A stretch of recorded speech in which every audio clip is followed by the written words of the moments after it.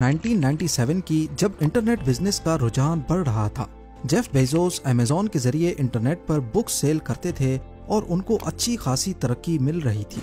Mark Randolph भी कोई internet business ही start करना चाहते थे, लेकिन मसला ये था कि कौन सा बिजनेस स्टार्ट किया जाए। कई महीनों तक मार्क जहां भी जाते अपने साथ हमेशा एक नोटबुक रखते जिसमें वो नए नए बिजनेस आइडियाज लिखते और फिर वो आइडियाज अपने दोस्त रीड हेस्टिंग्स के साथ शेयर करते।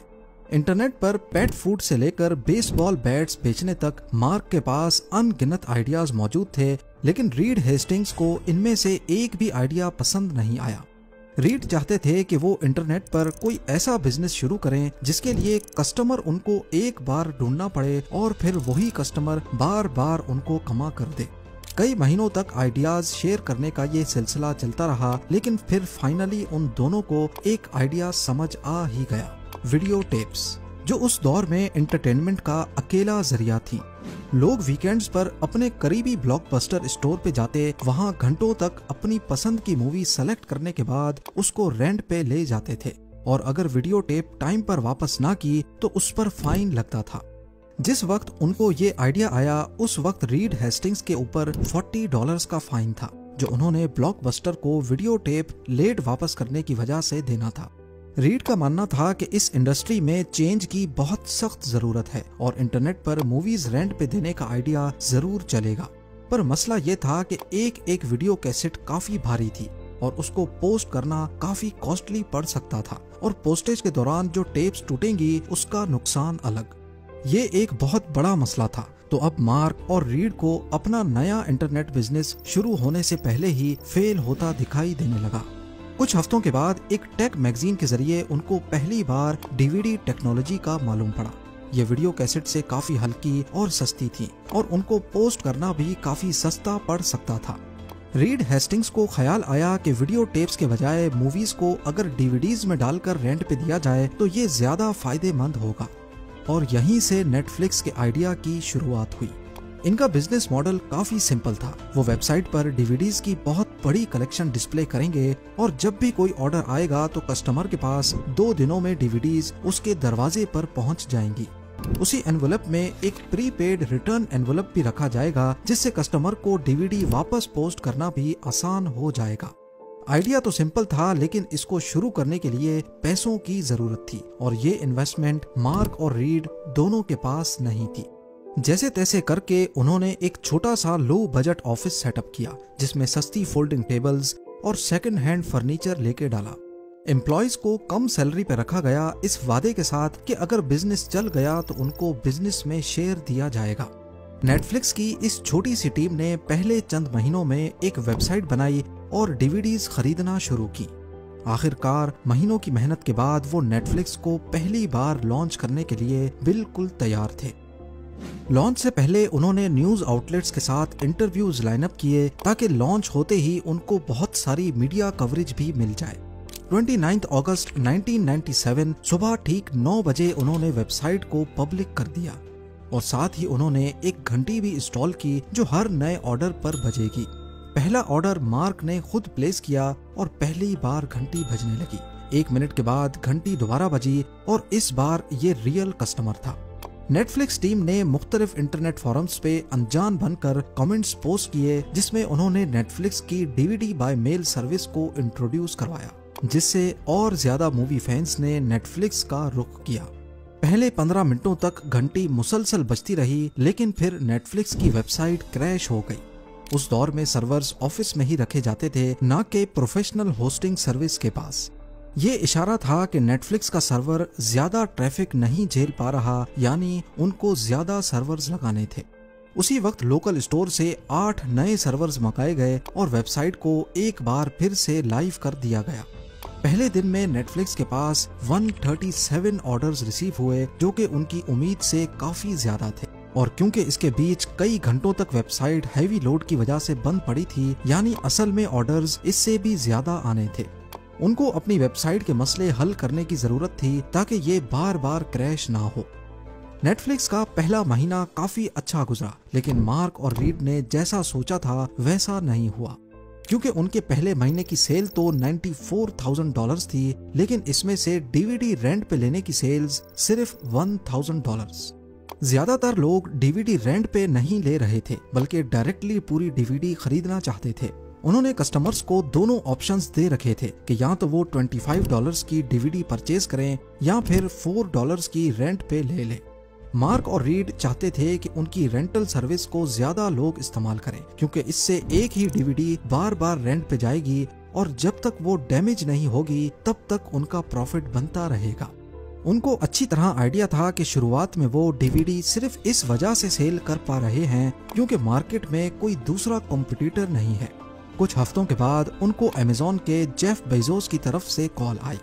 जेफ बेजोस, जो कि पहले ही ऑनलाइन बुक्स की मार्केट में अपने कदम जमाए बैठे थे, वो अब डीवीडी मार्केट को भी कैप्चर करना चाहते थे। जेफ बेजोस नेटफ्लिक्स को खरीदना चाहते थे, जिससे उनको डीवीडी बेचने का चलता चलाया बिजनेस मिल जाएगा। दूसरी तरफ मार्क और रीड भी असल में डीवीडीज रेंट पे देना चाहते थे, ना कि उसको बेचना। लिहाजा उन्होंने नेटफ्लिक्स का डीवीडी सेलिंग वाला पार्ट अमेज़न के साथ शेयर कर दिया और बदले में अमेज़न पर अगर किसी को डीवीडीज रेंट पे चाहिए होंगी तो उनको नेटफ्लिक्स पर भेज दिया जाएगा। एक तरफ से इसमें दूर का फायदा था, जबकि करीब का नुकसान, क्योंकि नेटफ्लिक्स का वो पोर्शन जो उनको कमा कर दे रहा था वो उन्होंने अमेज़न को दे दिया। लेकिन अगर वो अमेज़न को ना भी देते तो अमेज़न खुद ही अपना नया बिजनेस खड़ा कर देता, जो कि फिर नेटफ्लिक्स के डायरेक्ट कंपटीशन में आ जाता। अब मार्क और रीड ने अपना सारा फोकस डीवीडीज को रेंट करने में लगा दिया। उन्होंने प्रमोशनल कैंपेन्स स्टार्ट की, लेकिन वो बुरी तरह से नाकाम हुई। नेटफ्लिक्स ने डीवीडी प्लेयर्स बनाने वाली मशहूर कंपनीज जैसा कि तोशिबा और सोनी से कांटेक्ट किया और उनसे डील क्रैक की।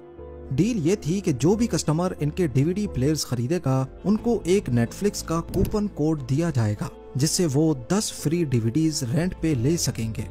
पर यह प्रमोशन फेल इस वजह से हुई क्योंकि डीवीडी प्लेयर्स पर कूपन कोड डब्बे के अंदर नहीं बल्कि डब्बे के बाहर ही चिपका दिए गए।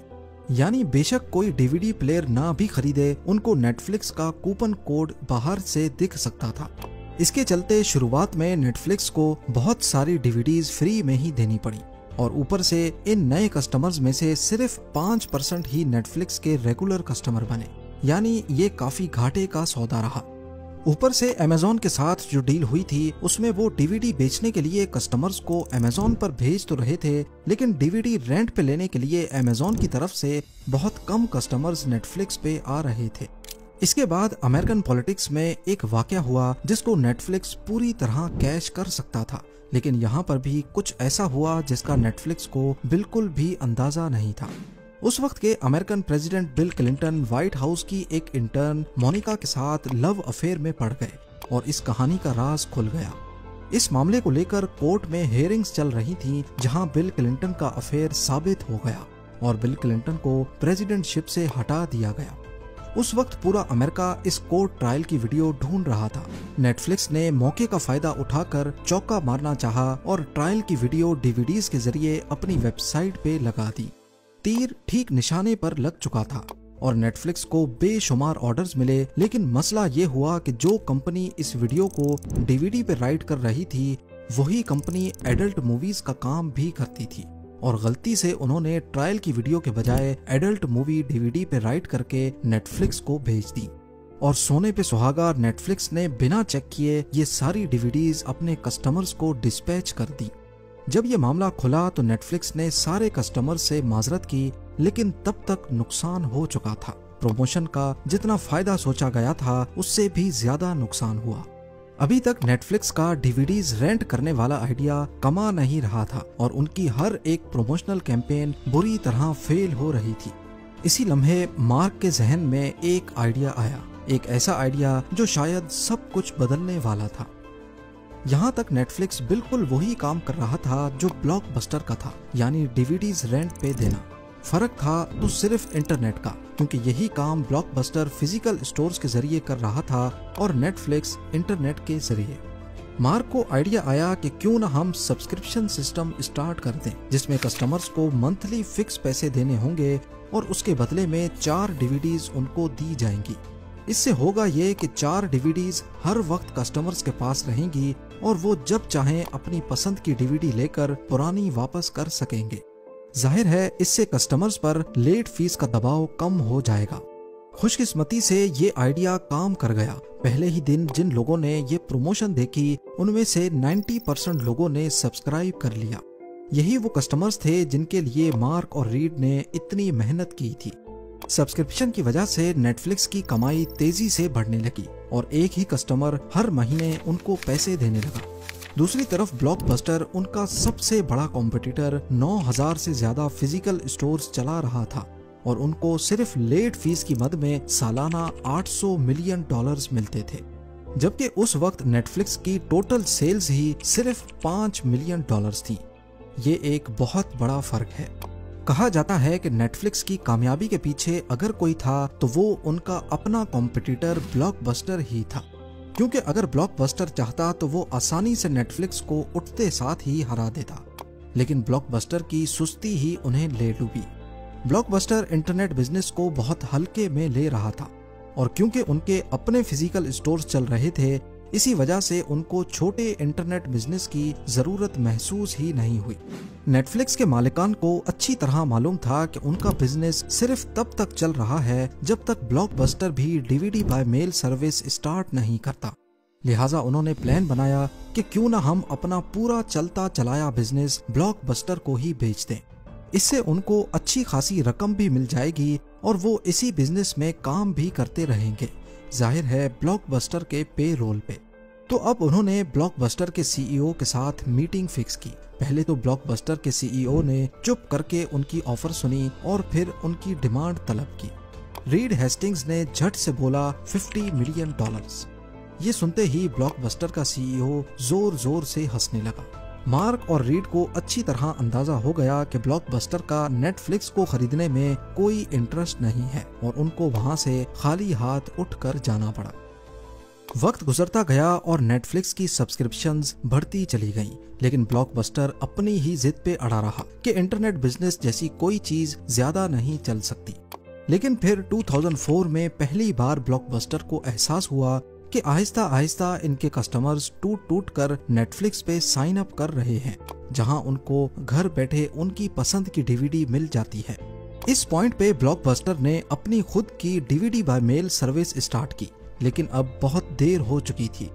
नेटफ्लिक्स को अपने कस्टमर्स का बिहेवियर समझने में 7 साल लग चुके थे। उन्होंने अपनी वेबसाइट पे ऐसे एल्गोरिदम्स इंस्टॉल किए जिससे कस्टमर्स को सिर्फ वही मूवीज शो होती जिनमें उनका इंटरेस्ट था।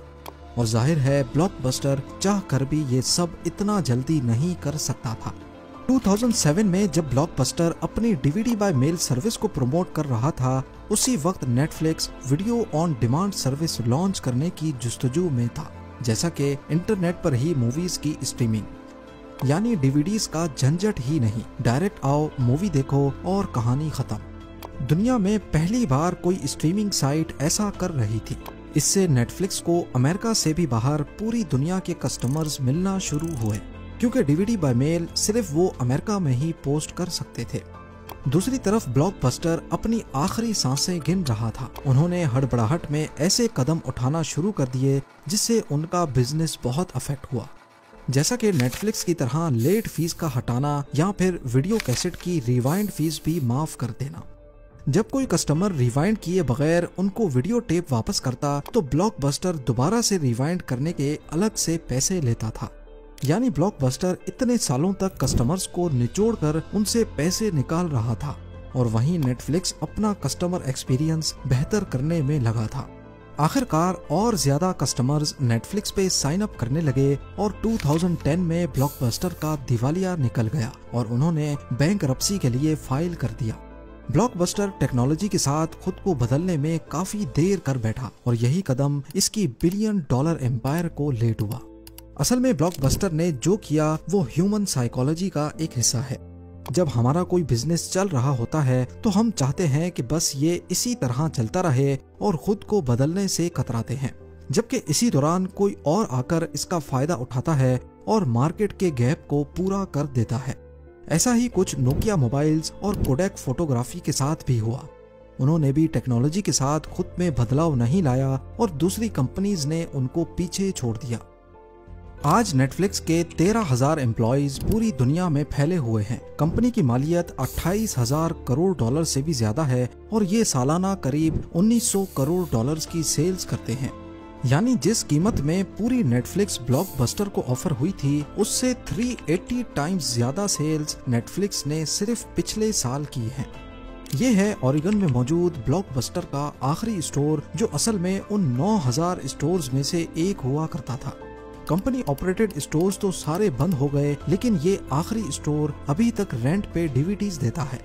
आज यहाँ लोग डीवीडीज लेने कम बल्कि टूरिस्ट स्पॉट के तौर पे अपनी यादें ताज़ा करने जाते हैं। उम्मीद है जेम टीवी की ये वीडियो भी आप लोग भरपूर लाइक और शेयर करेंगे। आप लोगों के प्यार भरे कमेंट्स का बेहद शुक्रिया। मिलते हैं अगली शानदार वीडियो में।